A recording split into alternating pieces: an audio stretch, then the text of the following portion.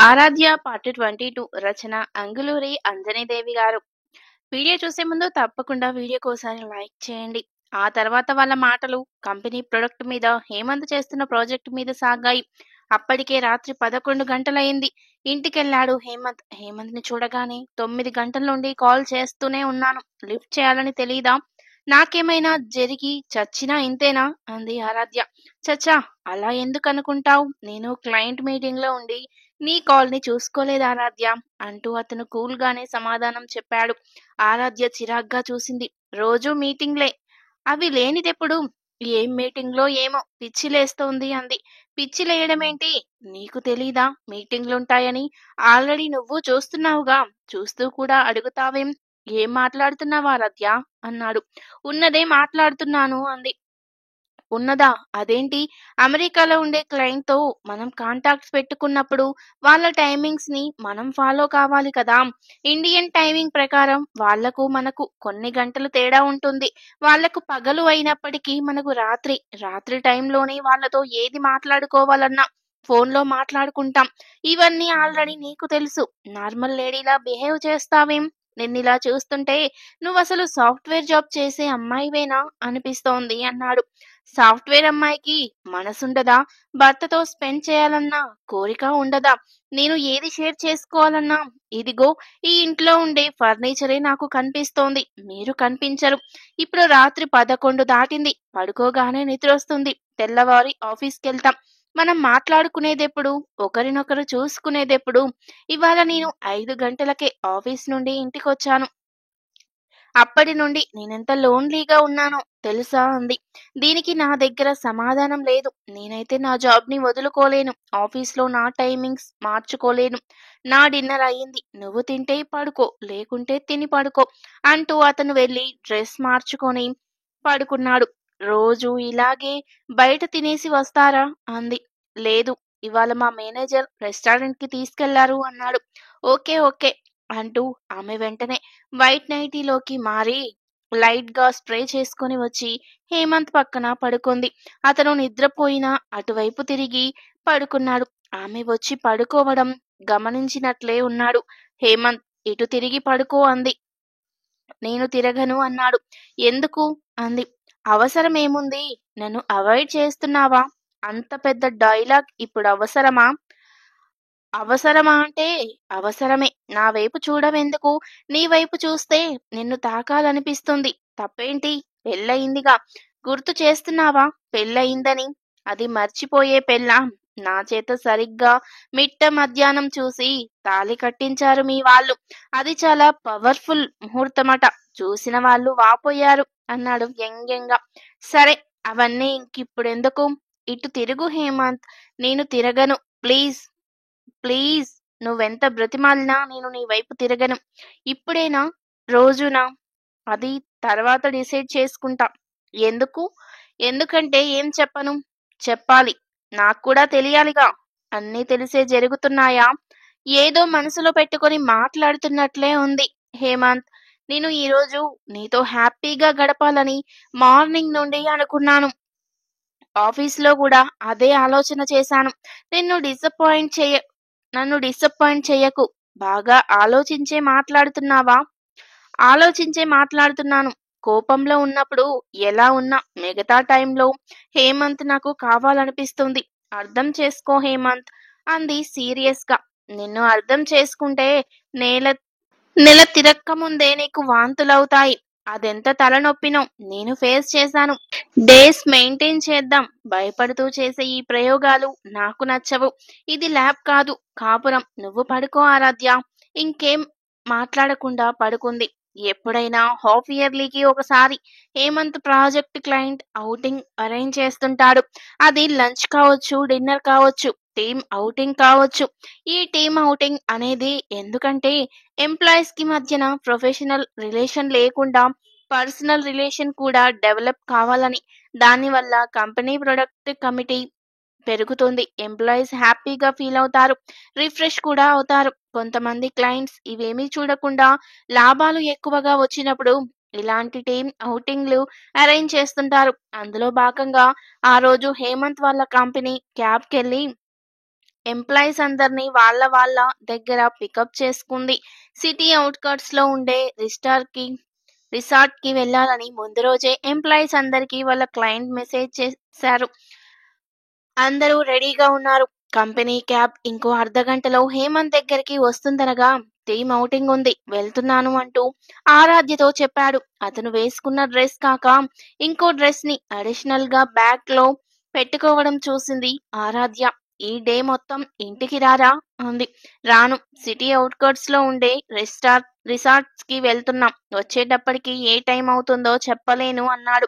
మరి నేను అప్పటి వరకు ఒంటరిగా ఉండాలా అంటూ ముఖం అదోలా పెట్టుకుంది. హా, 10 మంది నీ చుట్టూ ఉండడానికి నువ్వేమైనా అంటూ అతను ఏదో అనబోతుంటే అతన్ని ఆపింది. వద్దు, మీరేమీ అనకండి. ఎమోషన్‌లో మీరేదో అంటారు. నేను బాధపడాలి. నేను ఆఫీస్ నుండి నేరుగా ఆంటీ దగ్గరికెళ్తాను అంది. మా అమ్మ నిన్ను రమ్మని చెప్పిందా అన్నాడు. చెప్పకపోయినా వెళ్తాను. నేను వెళ్తే వద్దనరు, చాలా హ్యాపీ అవుతారు. మీ నాన్నగారు కూడా నన్ను ఒకప్పుడు చాలా బాగా చూసేవారు. పెళ్ళయ్యాకనే కలవలేదు. ఇప్పుడు వెళ్ళి కలుస్తాను అంది. వాళ్ళ నాన్నగారి మాట ఎత్తగానే హేమంత్ లో మార్పు వచ్చింది. ముఖమంతా యాసిడ్ కన్నా భయంకరమైన ద్రవం పడినట్లు మాడిపోయింది. అప్పుడే కంపెనీ క్యాబ్ వచ్చి ఇంటి ముందు ఆగడంతో అతను వెళ్ళిపోయాడు. ఆమెను వాళ్ళ అమ్మ దగ్గరికి వెళ్ళమనలేదు, వద్దు అనలేదు. అలా చెప్పేంత టైం కూడా అతనికి లేదు. హేమంత్ ఎక్కగానే ఆఫీస్ క్యాబ్ సిటీ అవుట్‌స్కట్స్ కి వైపు బయలుదేరింది. క్యాబ్ లో ఉన్న వాళ్ళంతా చాలా ఎంజాయ్ గా ఉన్నారు. కొంతమంది వాళ్ళ స్నేహితులతో మాట్లాడుకుంటుంటే, కొంతమంది క్యాబ్ లో ఉన్న ఆడియోలోంచి పాటలు వింటున్నారు. అలా ఓ అర్ధగంట ప్రయాణం చేయగానే రిసార్ట్స్ వచ్చింది. అబ్బాయిలు అమ్మాయిలు బ్యాక్ ప్యాక్లు తగిలించుకొని క్యాబ్ దిగారు. వాళ్ళకి ప్రొవైడ్ చేసిన రూమ్స్ వైపు మాట్లాడుకుంటూ వెళ్లారు.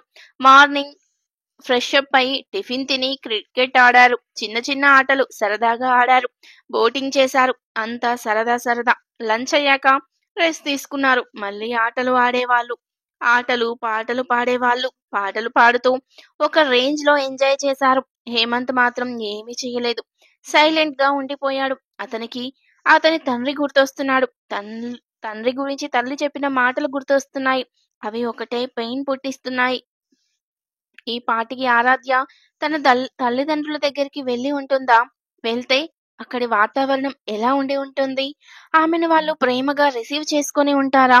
ఇవే ఆలోచనలు హేమంత్‌లో. ప్రశాంతంగా ఉండలేకపోతున్నాడు. శార్వాణి వాళ్ళ ఇల్లు ఇంకో 10 అడుగులు ఉందనగా ఆంటీతో మొన్న ఫోన్‌లో సరిగా మాట్లాడనందుకు సారీ చెప్పాలి. ఇంకెప్పుడు అలా మాట్లాడనని చేతిలో చెయ్యేసి ప్రామిస్ చేయాలి. హేమంత్ తనని దూరంగా ఉంచుతున్నాడు. అది కూడా ఆంటీకి చెప్పుకోవాలి. ఆంటీకి చెబితే హేమంత్‌కి నచ్చచెప్పుకుంటుంది. హేమంత్ ఎవరి మాట విన్నా వినకపోయినా వాళ్ళమ్మ మాట తప్పకుండా వింటాడు. అమ్మ మాట వినే అబ్బాయిలు తడిసిన మట్టిలా ఉంటారట. ఆ మట్టిని ముద్ద చెయ్యాలన్నా, ఆకృతిగా మార్చుకోవాలన్నా చాలా సులభం. మట్టే కదా అని మనసులో అనుకుంటుంటే గేటు వచ్చింది. ఆ దారి, ఆ గేటు, ఆ పరిసరాలు ఆరాధ్యకు కొత్త కాదు. చిరునవ్వుతో గేటు తీసుకుని లోపలికి వెళ్ళింది. లోపలికెళ్ళగానే ఆమెకు గతంలో ఉన్నట్లు లేదు. ఇది నా ఇల్లు, వీళ్ళు నా వాళ్ళు అన్న భావన కలుగుతోంది. ఆ భావన చాలా శక్తినిస్తోంది. ఈ సొసైటీలో తనకు తెలిసిన సరయు కన్నా, ఇంకా కొంతమంది ఫ్రెండ్స్ కన్నా తనే చాలా సెక్యూర్డ్ గా అనిపిస్తోంది. ఆంటీ అని పిలిచింది ఆరాధ్య. ఆ పిలుపు హృదయంలోంచి వచ్చినట్లు స్వచ్ఛంగా ఉంది. ఎవరిది? ఉపేందర్ గొంతు గట్టిగా వినిపించింది. అది పరిచయమైన వాయిస్ కావడంతో వెంటనే అంకుల్, నేను ఆరాధ్యను అంది. ఆయన ఆరాధ్యకు సరిగా 4 అడుగుల దూరంలో నిలబడ్డాడు. ఆరాధ్య అంటే అన్నాడు. నేనంకుల్, గుర్తుపట్టలేదా? నవ్వుతూ ఆయన ముఖంలోకి చూసింది. ఇప్పుడు గుర్తుపట్టారా అన్నట్లు నవ్వింది. అలా నవ్వి ఎంత కాలమైందో ఆరాధ్య. ఇప్పుడు మళ్ళీ అదే నవ్వు ఆమె పెదవులపై స్వచ్ఛంగా మొలిచింది. ఆ క్షణంలో తను ఒకప్పుడు ఆ ఇంట్లోంచి వెళ్ళగొట్టిన వ్యక్తి అన్నది గుర్తు రాలేదు. గుర్తుపట్టాను. ఒకప్పుడు నువ్వు మా పేయింగ్ గెస్ట్‌వి. శార్వాణి నిన్ను అప్పుడు వెళ్ళగొట్టిందిగా. మళ్ళీ ఎందుకొచ్చావన్నాడు ఉపేంద్ర. ఇప్పుడు నేను మీ కోడల్ని అంకుల్ అంటూ ఒక అడుగు ముందుకేసి ఇది మీకు తెలీదా అన్నట్లు చూసింది. ఆగు అక్కడే, అడుగు ముందుకెయ్యకు అన్నాడు ఉపేంద్ర. అదేంటి అంకుల్, ఆంటీ లేదా ఇంట్లో అంది ఆరాధ్య. ఎందుకు, నిన్ను తన కోడలిగా నాకు పరిచయం చేయటానికా? ఆయన వాయిస్లోని వెటకారం ముఖం మీద కొట్టినట్టయింది. ఈసారి కంగు తిన్నది ఆరాధ్య. కాదంకుల్, ఆంటీని ఒకసారి పిలవండి ప్లీజ్ అంది. అవసరం లేదు, అదెందుకు నీ ముందుకు, నేను మాట్లాడడమే ఎక్కువ అన్నాడు ఉపేంద్ర. నన్ను మీరు ఎవరనుకొని ఇలా అంటున్నారో? నేను మీ అబ్బాయి హేమంత్‌కి భార్యను, మీ కోడల్ని అంది. ఆమె నిలబడే ఉంది. ఆయన కూడా నిలబడే ఉన్నాడు. ప్రూఫ్ చూపించు. ప్రూఫా? అవును, ప్రూఫే. ఆధార్ కార్డులాగా ఇలాంటి వాటికి ప్రూఫ్ ఏంటి అంకుల్? నేను మీ కోడల్ని అని చెబుతున్నాను కదా అంది. నీ సంగతి తర్వాత, వాడు నా కొడుకు అని ప్రూఫ్ ఏంటో పట్టుకురా అన్నాడు. మీ కొడుక్కి ప్రూఫ్ ఎందుకు అంకుల్? శార్వాణి ఆంటీ హేమంత్ వాళ్ళ మదర్ అయినప్పుడు మీరు ఫాదర్ కారా? వాడెప్పుడో చనిపోయినట్లు మా బంధువుల్లో చెప్పుకున్నాం. ఇప్పుడు బ్రతికాడని చెబితే ఎవరూ నమ్మరు. నువ్వు మా కోడలివని వచ్చి మా పరువు తీయకు, వెళ్ళు అంటూ గుమ్మం వైపు చేయి చూపాడు. ఈ క్షణమే వెళ్ళమన్నట్లుంది ఆయన ఎక్స్ప్రెషన్. ఆ ఎక్స్ప్రెషన్ కి ఆమె భయపడలేదు, ధైర్యంగా నిలబడింది. బ్రతికి ఉన్న కొడుకును ఎవరైనా చనిపోయాడని చెప్పుకుంటారా? ఇది వింటే మిమ్మల్ని ఏమంటారో ఒక్కసారి ఊహించుకోండి. మీరు పెద్దవారు, మీ వయసుకి గౌరవం ఇచ్చి నేనేమి అనలేకపోతున్నాను. ఇప్పుడు సరే, ఇంకెప్పుడు మీ కొడుకు చనిపోయాడని అనకండి, నేను వినలేను. ఆయన నా భర్త అంది. నీకు సెంటిమెంట్స్ లేవని విన్నాను అన్నాడు ఆమె వైపు ఒక రకంగా చూసి. సెంటిమెంట్స్ లేకుంటే హేమంత్ నా భర్త కాడా? మీరు చెప్పినంత తేలిగ్గా చచ్చిపోయాడని ఎవరూ చెప్పుకోరు. ఆయన మనిషండి, ఒక సాఫ్ట్వేర్ ఇంజనీర్. అలాంటి ఆయన్ను పట్టుకొని చనిపోయాడంటారా? నేను బ్రతుకున్న నా కొడుకును చనిపోయాడని చెప్పుకున్నాను. నేను దుర్మార్గుడినే. కానీ నువ్వు నీ కడుపులో జీవం పోసుకుంటున్న బిడ్డను నిజంగానే చంపేసుకున్నావు. అలాంటి నువ్వు కూడా నన్ను అనేదానివే. వెళ్ళు, అన్నది చాలు ఉన్నది చాలు అన్నాడు. అప్రయత్నంగానే ఆమె బయటకి నడిచింది. మనసంతా ఛిద్రమైనట్లు ఒకటే నొప్పిగా ఉంది. ఉపేంద్రను హేమంత్ తండ్రి స్థానంలో ఊహించుకోలేకపోతోంది. తను కూడా ఏదో తప్పు చేసినట్లు తొలిసారిగా అనిపించింది. శార్వాణి ఆంటీ ఇంట్లో లేకపోయినందుకు బాధగా ఉంది. ఉంటే అసలేం జరిగేదో, హేమంత్ ని చనిపోయినట్లు ఎందుకు ప్రచారం చేసుకున్నారో అడిగి తెలుసుకునేది. తెలుసుకొని తనేం చెయ్యాలి? బ్రతికే ఉన్నాడని హేమంత్ ని తీసుకెళ్లి వాళ్ళ బంధువులకి చూపిస్తుందా? చూపించడానికి హేమంత్ బంధువులెవరో ఆమెకు తెలుసా? అయినా హేమంత్ కి తనకి మధ్యన ప్రస్తుతం ఏముందని? భార్యాభర్త అనుబంధమైనా ఉందా? అతని బిహేవియర్ చూస్తుంటే తనని ఇక టచ్ చేయడనిపిస్తోంది. మరి అటువంటప్పుడు తామిద్దరి మధ్యన ఉండే రిలేషన్ ఏమిటి? భార్యాభర్తలా, స్నేహితులా, ప్రేమికులా, రూమ్మేట్సా? ఈ రోజు నుండి అతని దగ్గర ఏ రిలేషన్ మెయింటైన్ చేయాలి? ఏది మెయింటైన్ చేయాలన్న ఉపేంద్ర ఇచ్చిన షాక్ కి తేరుకోలేకపోతోంది. ఆరాధ్య నేరుగా ఇంటికెళ్ళలేదు. సరయు దగ్గరికెళ్ళింది. సరయు ఒడిలో తలపెట్టుకుని ఏడ్చింది. ఏడ్చే వాళ్ళను ఎలా బాగా తెలుసు. ఎలా మాట్లాడితే ఆరాధ్య కోలుకుంటుందో, ఎనర్జెటిక్ గా ఫీల్ అవుతుందో అలా మాట్లాడింది. మాట్లాడుతూనే వంట చేసింది సరయు. ఆరాధ్య సరిగా తినకపోతే బ్రతిమాలి తినిపించింది. తను కూడా తిన్నది. తిన్న ప్లేట్లు ముందు నుండి లేవకుండానే హేమంత్ కి తనకి మధ్య జరిగిన సంభాషణ చెప్పింది ఆరాధ్య. వినగానే బిత్తరపోయింది సరయు. సరయు, ఇప్పుడు చెప్పు, నేను హేమంత్ దగ్గరికి వెళ్ళడం అవసరమంటావా? నెమ్మదిగా అడిగింది ఆరాధ్య. నన్నడిగితే వేస్ట్ టక్కున అంది సరయు. మరిప్పుడు నన్నేం చేయమంటావు అడిగింది ఆరాధ్య. నేనున్నాను కదా, నా దగ్గరుండు అంది సరయు. హేమంత్తో చెబితే ఏమంటాడు? నాకు తెలిసి అతను ఏమీ అనకపోవచ్చు. నీతో అవసరం లేదు కదా, నాకెందుకు? నువ్వలా అంటుంటే షేమ్ గా ఉంది సరయు అంది. అనకపోయినా అదే మీనింగ్ లో ఏమైనా తేడా ఉందా అంది సరయు. లేదు. మరెందుకు డౌట్? డౌటేమీ లేదు. మీ మమ్మీ ఏమైనా అంటుందనా? అలాంటిదేం లేదు సరయు. నాకెక్కడ కంఫర్ట్ ఉంటే అక్కడ ఉండమంటుంది. మా మమ్మీతో ఎలాంటి ప్రాబ్లమ్స్ రావు అంది ఆరాధ్య. సరే, ఆలోచించుకో. నీకెక్కడ ఉంటే మెంటల్ పీస్ ఉంటుందో అక్కడ ఉండు. వర్క్ పెరిగినట్లు మానసిక ఒత్తిడి పెరగడం అంత మంచిది కాదు. నిద్ర లేచినప్పటి నుండి మనం ఖాళీగా ఉండేవాళ్ళం కాదు, జాబ్ చేసుకునే వాళ్ళం అంది సరయు. సరయు మాటలు కరెక్ట్ అనిపించాయి. హేమంత్ దగ్గరికెళ్ళి అతను అవాయిడ్ చేస్తుంటే ఫీల్ అవుతూ బాధపడే కన్నా ఇక్కడ ఉండడమే బెటర్ అనుకుంది. సరే సరయు, ఇక్కడే ఉంటాను అంది ఆరాధ్య. ఓకే అంది సరయు.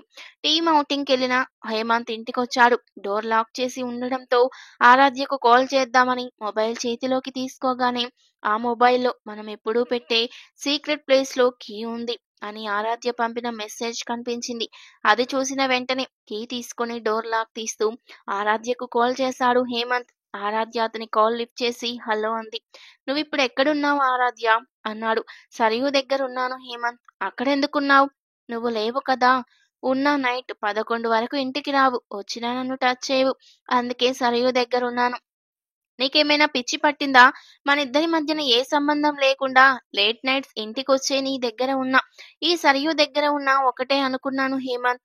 అందుకే ఇక్కడ ఉన్నాను. అంతేకాని నాకు పిచ్చి పట్టలేదు. పిచ్చి పడితే సరియు దగ్గరుంటానా? ఎర్రగడ్డకెళ్ళనా?" అంది.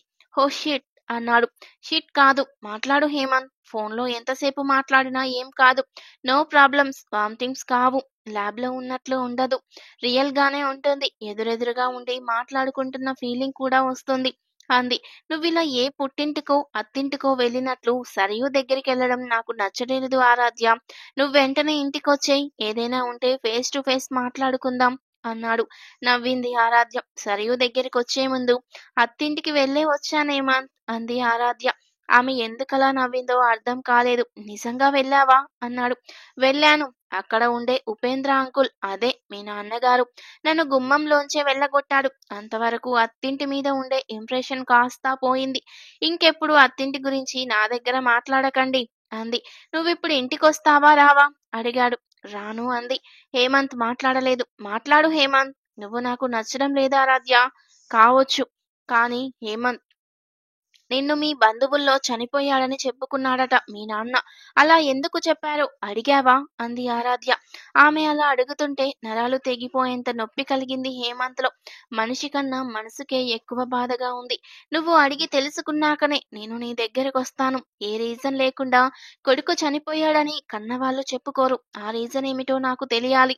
ఇప్పుడు నేనున్నాను. నా లైఫ్‌కో క్లారిటీ ఉంది. అది నీ లైఫ్‌కి లేదు. అందుకే మీ నాన్నగారు నన్ను తన కోడలిగా యాక్సెప్ట్ చేయలేకపోయారు. నువ్వు అనాథవైనా నాకింత బాధ ఉండేది కాదు. అమ్మా నాన్న ఉండి అనాథలా ఉండడం, అది బంధువుల దృష్టిలో చనిపోయి ఉండడం. ఏమిటిదంతా? నాకు తెలియాలి హేమంత్. నువ్వేంటో, నీ లైఫ్ ఉండే ఆ సీక్రెట్ ఏమిటో నాకు తెలియాలి" అంది. హేమంత్ కాల్ కట్ చేశాడు. ఆరాధ్య హేమంత్ దగ్గర నుండి మళ్ళీ వెళ్ళిపోయిందని కాసిరెడ్డి చెప్పగానే విషయం ఏమిటో తెలుసుకోవాలని శార్వానికి ఫోన్ చేసింది కళ్యాణమ్మ. "శార్వాణి గారు, నాకేదో అనుమానంగా ఉంది. ఒకసారి హేమంత్ జాతకం ఉంటే ఇవ్వండి. మాకు తెలిసిన రామశాస్త్రి గారికి చూపిద్దాం. ఏమైనా దోషాలుంటే వెంటనే టెంపుల్‌కెళ్ళి శాంతి పూజలు చేపిద్దాం. వాళ్ళిద్దరూ బాగుంటగా మనకు కావాల్సింది" అంది. "హేమంత్ జాతకం రాయించలేదు కళ్యాణి గారు" అంది శార్వాణి. "పోనీ హేమంత్ పుట్టిన టైం ఎలాంటిదో అడిగి తెలుసుకున్నారా?" అంది కళ్యాణమ్మ. "లేదు, అడగలేదు." "ఎందుకడగలేదు? అలాంటి నమ్మకాలు లేవా మీకు?" "నమ్మకాలున్నాయి. కానీ మా వారు అలాంటి నమ్మకాలను పట్టించుకోరు. ఆయన అదో టైప్ మనిషి." "అదో టైప్ అంటే?" అని అడగలేదు కళ్యాణమ్మ. ఇలాంటి విషయాలను వాళ్ళంతట వాళ్ళు చెబుతుంటే వినాలి కానీ క్వెషన్ వేయడం సంస్కారం కాదని మౌనంగా ఉంది. శార్వానికి మౌనంగా ఉండాలనిపించలేదు. ఈ మధ్యన కళ్యాణమ్మతో అప్పుడప్పుడు ఫోన్‌లో మాట్లాడుతున్నందువలనో ఏమో కొత్త దగ్గరితనాన్ని, ఆత్మీయతను పెంచుకుంది. మనసులో మాటను పంచుకునేంత చనువు కూడా పెరిగింది. ఇప్పుడు ఆమెలో ఏది మాట్లాడినా రహస్యంగా ఉంటుందన్న నమ్మకం కుదిరింది. అందుకే శార్వాణి నోరు విప్పి ఉపేంద్ర గురించి చెప్పాలనుకుంది. తరువాతేం జరిగింది అనేది నెక్స్ట్ పార్ట్‌లో తెలుసుకుందాం. వీడియో నచ్చితే లైక్ చేసి సబ్స్క్రైబ్ చేయండి.